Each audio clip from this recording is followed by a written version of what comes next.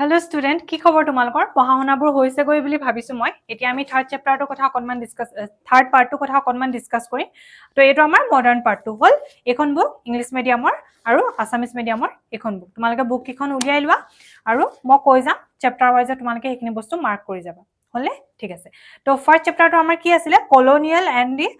কলোনিয়েলিজম and the country side. ঠিক আছে? তো উপনিবেশবাদ আৰু গ্ৰাম্য সমাজ। তো ইয়াত আমি কি পাইছিলো? ওকে, এই চেপ্টাৰটোত আমি কি ডিসকাস কৰিম? এই চেপ্টাৰটোত আমি ডিসকাস কৰিম মেইনলি পাৰ্মানেন্ট সেটেলমেন্টৰ কথা আমি চাইছিলো। হলে তো পাৰ্মানেন্ট সেটেলমেন্টটো কোনে এস্টাবলিশ কৰিছিলে, কেতিয়া কৰিছিলে? ইম্পৰ্টেন্ট কোৱেশ্চন হেইটা আমাৰ আহিব পাৰে। বা what do you mean by permanent settlement? Permanent সেটেলমেন্টনো কি হয়? সেই কোৱেশ্চনটো আমি চাম। ঠিক আছে? আৰু জমিদাৰ বিলাকে কি প্ৰবলেম ফেস কৰিছিলে পাৰ্মানেন্ট সেটেলমেন্টৰ থ্ৰুৱেদি? তেনেকুৱা ধৰণৰ কোৱেশ্চন এটা আমাৰ আহিব পাৰে। হেতু বস্তু চাম। What do you mean by জোটেদাৰ্স? জোটেদাৰ্স বিলাক কোন আছিলে? তেনেকুৱা ধৰণৰ কোৱেশ্চন এটা আহিব পাৰে। হেতু চাম। 1-2 মাৰ্কছৰ কোৱেশ্চন আহিব পাৰে। আমলা something, what do you mean by আমলা? কি আছিলে? তো হেখিনি আমি চাম।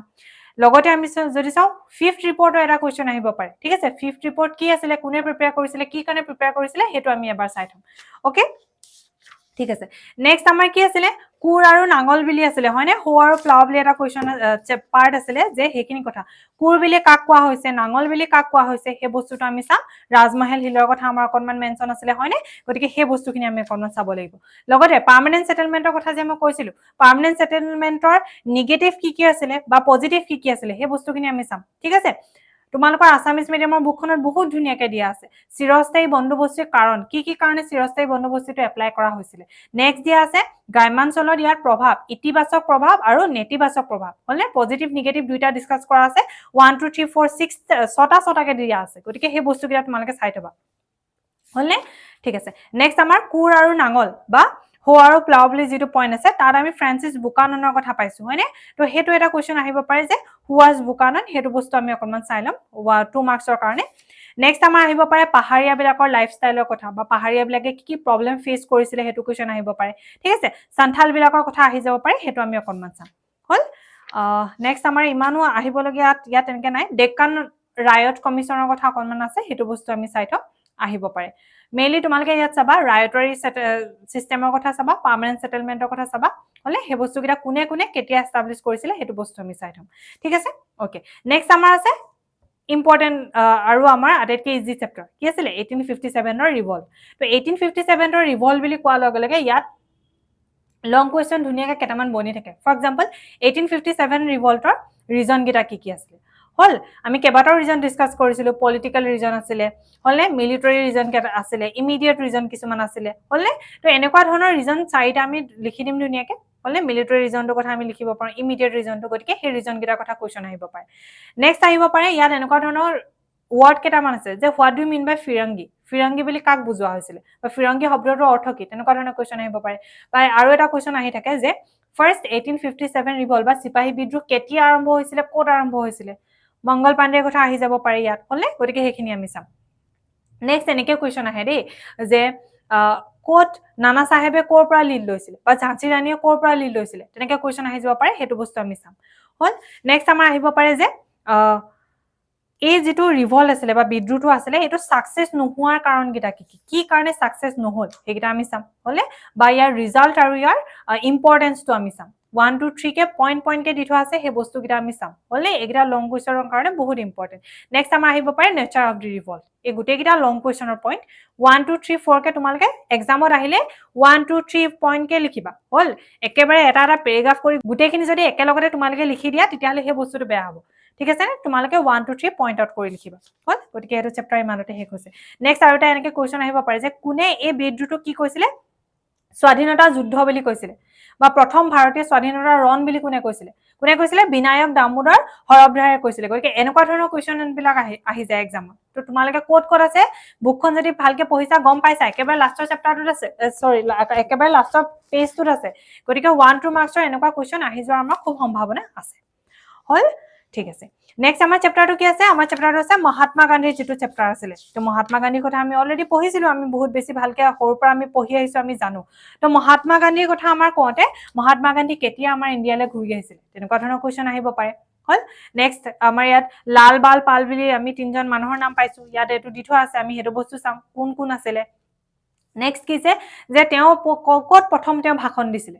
হলে তেওঁৰ কোনখন ৰাজহুৱা সভাত প্ৰথম ভাষণ দিছিলে সেইটো 1 মাৰ্কৰ কোৱেশ্চন আহি যাব পাৰে নেক্সট আহিব পাৰে যে আমাৰ অসহযোগ আন্দোলনৰ কথা ঠিক আছে নেক্সট আমাৰ কি আহিব পাৰে অসহযোগ আন্দোলনৰ কথা নন কপাৰেশ্যন মুভমেন্টৰ কথা আহিব পাৰে তাৰ ৰিজন গিটা আহিব পাৰে কি আছিলে ৰাওলা ডেক আছিলে জালিয়ানৱালা বাগৰ কথা আছিলে হলে ইণ্ডিয়ান গভৰ্ণমেণ্ট এক ভাৰত চৰকাৰ আইন 1919 চন গতিকে সেই বস্তু গিটা আমি চাম খিলাফত প্ৰবলেমটো কথা আছিলে সেই পইণ্ট গিটা আমি চাই থম ঠিক আছে বুকখনত 1 2 3 কে পইণ্ট আউট আছে লিখিবা বা ইংলিশ মিডিয়ামৰ খিনিৰ কাৰণে 1 2 3 কে নোটছ দিয়া আছে এটা বস্তু চাই লবা ঠিক আছে ওকে নেক্সট যদি আমি চাও তেতিয়াহলে মহাত্মা গান্ধী কোৱেশ্চন এটা এনেকৈ আহিব পাৰে যে মহাত্মা গান্ধী আমাৰ ইণ্ডিয়ান ইণ্ডিপেন্ডেন্স মুভমেন্টৰ তেওঁৰ কন্ট্ৰিবিউশন কি আছিলে তো তোমালোকে তাত সেই কোৱেশ্চনটো আমাৰ লিখি গলে শেষ নহয় গতিকে তেনেকুৱা ধৰণে বহুত কথা আছে যিখিনি তোমালোকে গোটেই তিনটা মুভমেন্ট তোমালোকে ইনক্লুড কৰিব পাৰা হলে নন কপাৰেশ্যন মুভমেন্টৰ তেওঁ কি ষ্টেপ লৈছিলে সিভিল ডিসঅবিডিয়েন্ট মুভমেন্টৰ তেওঁ কি ষ্টেপ লৈছিলে কুইট ইণ্ডিয়া মুভমেন্টটো কেনেকুৱা ধৰণৰ ষ্টেপ লৈছিলে গতিকে সেই গোটেই কথাখিনি আমি এজে হলিয়া লিখি দিব পাৰো আৰু এটা কোৱেশ্চন এনেকুৱা আহি যাব পাৰে তোমালোকৰ যে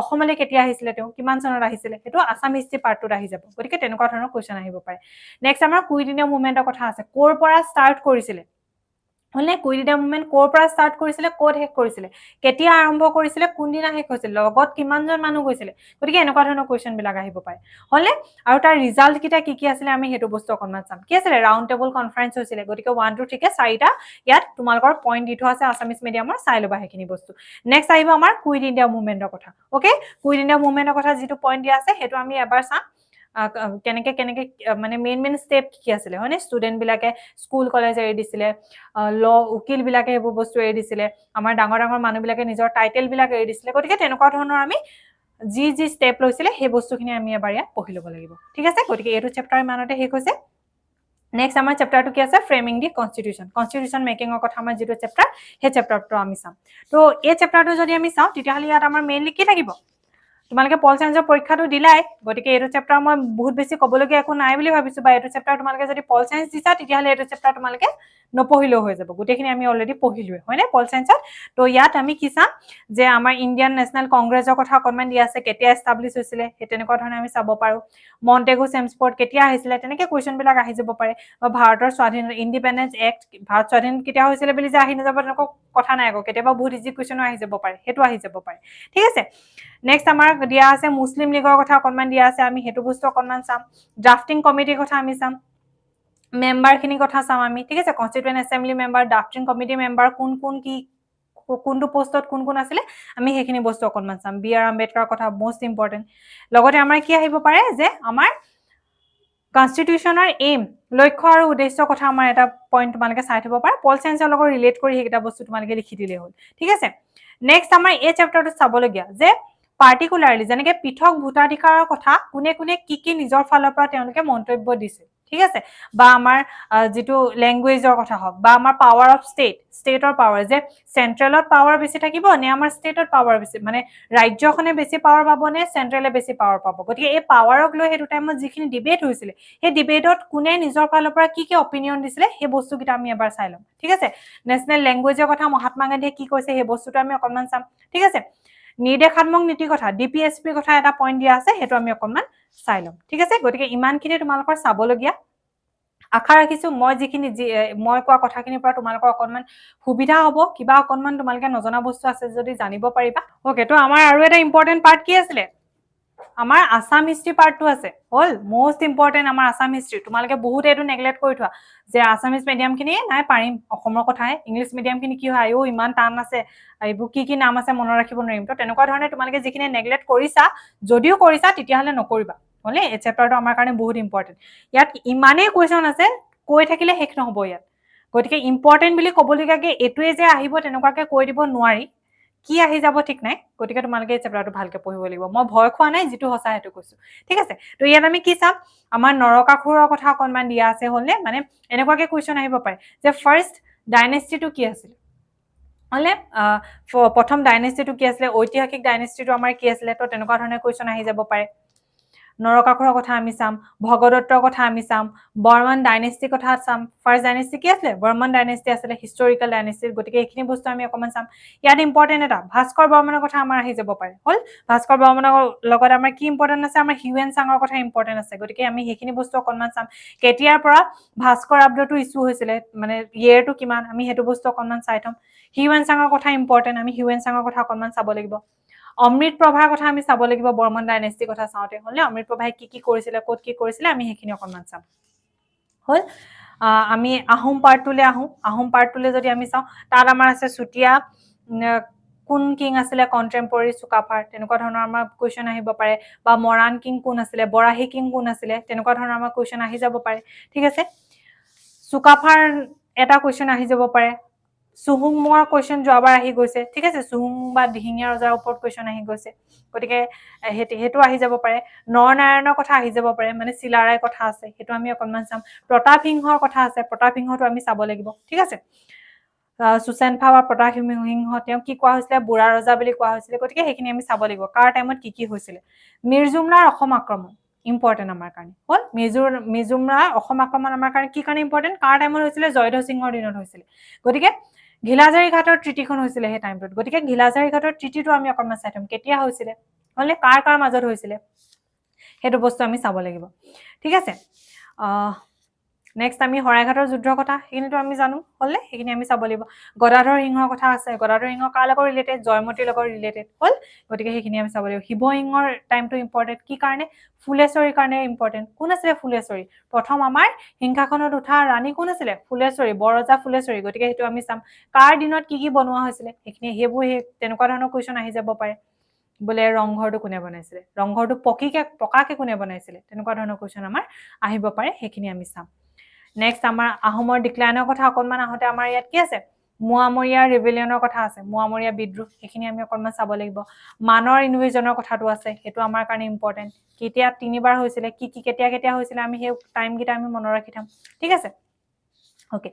নেক্সট আমাৰ এনেকুৱা ধৰণৰ কুৱেশ্যন এটা অহা নাই, কিন্তু আহি যোৱাৰ তোমালোকে এবাৰ এইটো তোমালোকে পাৰিবা বুলি মই ভাবিছোঁ, যে অসমৰ আমাৰ সামাজিক অৱস্থাটো কেনেকুৱা। আমিতো সেইটো নপঢ়িলেও পাৰিম লিখিব, হয়নে? বা আমাৰ অসমৰ অৰ্থনৈতিক অৱস্থাটো কেনেকুৱা, এতিয়া কথা লিখিবলৈ কোৱা নাই, আকৌ আগৰ কথা লিখিবলৈ কৈছে।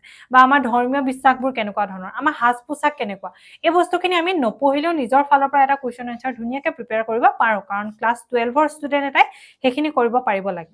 ঠিক আছে, গতিকে এইখিনি তোমালোকে ভালদৰে পঢ়িবা। তিৰোতাৰ স্থান, সমাজত আমাৰ তিৰোতাৰ স্থান কেনেকুৱা, উৰণি ল'ব লাগে নালাগে, সেইখিনি কথা আমি ইয়াত লিখিব পাৰোঁ। হ'ল, গতিকে ছ'চাইটিত আমাৰ উইমেনৰ ষ্টেটাছটো কেনেকুৱা, সেইবোৰ বস্তু আমি নিজে নিজে লিখিব পাৰোঁ। সংগীতৰ কথা আছে, নৃত্যৰ কথা আছে, গতিকে এইটো কুৱেশ্যন তোমালোকে নিজে প্ৰিপেয়াৰ কৰিব পাৰা। হ'ল, ৰংঘৰ তলাতল ঘৰ, সেই বস্তুখিনি চাবা, আমি জানিব লাগে, এইখিনি আমাৰ জেনেৰেল নলেজ। হ'ল, অ'কে। নেক্সট আমাৰ চিহাবুদ্দিন তালিচৰ টপিক এটা আছে, চিহাবুদ্দিন তালিচৰ পইণ্টটো তোমালোকে ভালকৈ চাই ল'বা। হ'লনে? তাৰপিছত যদি চাওঁ ডেভিড স্কটৰ কথা অকণমান চাবা তোমালোকে। তাৰপৰা গুমধৰ কোঁৱৰৰ কথা আছে, হ'লে গুমধৰ কোঁৱৰটো অকণমান চাবা, ইম্পৰ্টেণ্ট হয়। তাৰপিছত যদি চাওঁ তেতিয়াহ'লে 1857 চনৰ বিদ্ৰোহৰ অসমত কি কি হৈছিলে, সেই বস্তুখিনি তোমালোকে চাই ল'ব পাৰা। সেইটো আহিব পাৰে যে অসমৰ পৰিস্থিতিৰ কথাও দি দিব পাৰে। আমাৰ আৰু এটা চেপ্টাৰ আছে 1857 চনৰ ভাৰতৰ গোটেই ৰাইজে হ'ল, আৰু ইয়াত কি দিছে অকল অসমৰ কি হৈছিলে সেইটো বস্তু। নেক্সট আমাৰ মণিৰাম দেৱানৰ টপিকটো আছিলে, গতিকে সেইটো বস্তু আমি অকণমান চাম। মণিৰাম দেৱানটো আমাৰ কাৰণে ইম্পৰ্টেণ্ট হয়। হ'ল, মণিৰাম দেৱানটো আমাৰ কাৰণে ইম্পৰ্টেণ্ট হয়। নেক্সট যদি আমি চাওঁ তেতিয়াহ'লে অসমত কি কাৰণে ছাকচেছ নহ'ল, 1857 চনৰ বিদ্ৰোহটো ছাকচেছ নোহোৱাৰ কাৰণকেইটা দিয়া আছে, সেইখিনি আমি এবাৰ চাই ল'ম। হ'ল, সেইখিনি বস্তু দিয়া আছে। পথৰুঘাটৰ ৰণৰ কথা দিয়া আছে, লাচিমাৰ কৃষক বিদ্ৰোহ, ৰঙিয়া বিদ্ৰোহ, এইখিনি বস্তু। ফুলগুৰি ধাবা কেতিয়া কেতিয়া হৈছিলে, বেলেগ একো মনত ৰাখিব নোৱাৰিলেও কেতিয়া হৈছিলে, ক'ত হৈছিলে, কোন কোন মানুহ ক'ত কি হৈছিলে, সেইটো বস্তু আমি অকণমান চাই থম। হ'ল, ঠিক আছে। অৰুণোদয়ৰ কথা আছে, আমি সকলোৱে জানো, এইবোৰ ক'বলগীয়া কথা নহয়। অৰুণোদয়, জোনাকী, হ'লনে? আছাম এছ'চিয়েশ্যন, যোৰহাট সাৰ্বজনিক সভা, এইবোৰ আমি পঢ়ি আহিছোঁ আগতে ক্লাছ 10ত, আৰু সেইখিনি বস্তু আমি চাই ল'ম। ঠিক আছে, অ'কে। অসহযোগ আন্দোলনৰ কথা আছে, হ'লনে? অসমত কি কি হৈছিলে অসহযোগ আন্দোলন, গান্ধীয়ে কি কি ভূমিকা লৈছিলে, সেইখিনি মানে মিনছ নন কপাৰেশ্যন মুভমেণ্টৰ কথা আছে। মহাত্মা গান্ধীয়ে কেনেকৈ ইনভলভ হৈছিলে আমাৰ অসমৰ লগত, সেই বস্তুখিনি অকণমান দিয়া আছে। কেতিয়া অসমলৈ তেওঁ ফাৰ্ষ্ট আহিছিলে, সেই কথাখিনি অকণমান মেনশ্যন কৰা আছে। গতিকে আমি সেই বস্তুখিনি ভালদৰে চাবলৈ চেষ্টা কৰিম। ঠিক আছে, কাৰ্নিংহাম চাৰ্কুলাৰ কথা অকণমান আছে, গতিকে সেইখিনি আমি চাম।